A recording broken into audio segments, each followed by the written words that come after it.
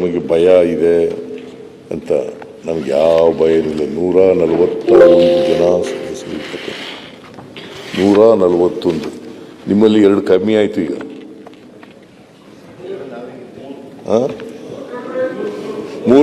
ಮೂರು ಕಡಿಮೆ ಅದು. ನಿಮಗೆ ಆ ಭಯ ಇರಬೇಕು ಅಷ್ಟೇ ಸರ್. ತಿರ್ಗಿ ಯಾಕೆ ಅಲ್ಲಿ ನಿಮ್ಮಲ್ಲಿ 16 ಜನ ಕಡಿಮೆ ಆದ್ರು, ನಮ್ಮಲ್ಲಿ 3 ಜನ ಕಡಿಮೆ ಆದ್ರು, ನಿಮ್ಮಲ್ಲಿ 16 ಜನ ಕಡಿಮೆ ಆದ್ರಲ್ಲ ಸರ್. ನಾವು ಸರ್ಕಾರ ಮಾಡಿದಾಗ 16 ಜನ ಅಲ್ಲ, ಅದು ಬಿಟ್ಟು ನಮಗೆ ಗೆಲ್ಲೋ ಶಕ್ತಿ ಇಲ್ವಲ್ಲ. 16 ಜನ ಖರೀದಿ ಮತ್ತೆ ರಾಜಣ್ಣ ಕ್ರಾಂತಿ ನವೆಂಬರ್ ಕ್ರಾಂತಿ ಅಂತಾನೆ ಅವ್ರೆ. ಈ ಪತ್ರಿಕೆಯವರು ಬಿಡಲ್ಲ. ಯಾಕೆ ನವೆಂಬರ್ ಅದೇನಾಗ್ತದೆ ನೋಡೋಣ. ನಾವು we are waiting for November.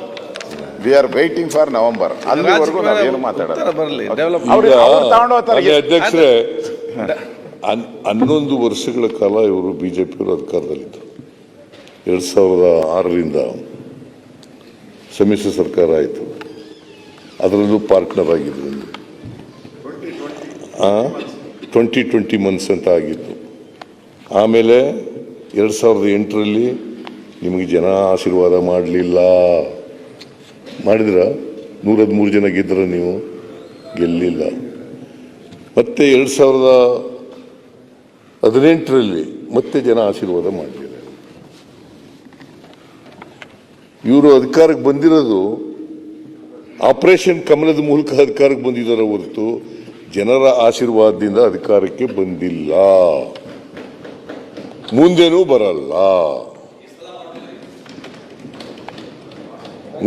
ಬರಲ್ಲ.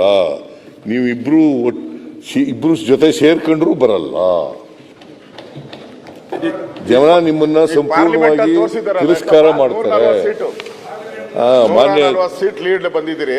ಇನ್ನೊಂದು 2 ವರ್ಷ ಆಗಿ ನಿಮ್ ಸರ್ಕಾರ ಎಲ್ಲ ಅವ್ಯವಹಾರ ಎಲ್ಲ ಆದ್ಮೇಲೆ ನಾವು 175 ಸೀಟ್ ಗೆಲ್ತೀವಿ. ಬರ್ದ್ ಮಾಡ್ಕೊಳ್ರಿ, ಹೇಳಿದೀನಿ. ನೆಕ್ಸ್ಟ್ 175 ಸೀಟ್ ಗೆದ್ದೇ ಗೆಲ್ತೀರಿ. ನಾವು ಬರ್ದ್ ಮಾಡ್ಕೊಳ್ರಿ. 5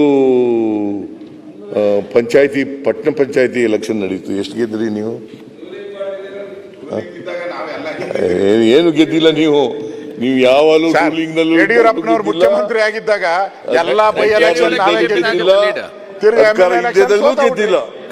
ಎಲ್ಲ ಬೈ ಎಲೆಕ್ಷನ್ ನಾವೇ ಗೆದ್ದವೆಲ್ಲ ನಾವೇ ಬಿಟ್ಟರೆ ಬೇರೆ ಕಡೆ ಎಲ್ಲೂ ಪಂಚಾಯತಿಗಳಲ್ಲಿ ಗೆದ್ದಿಲ್ಲ.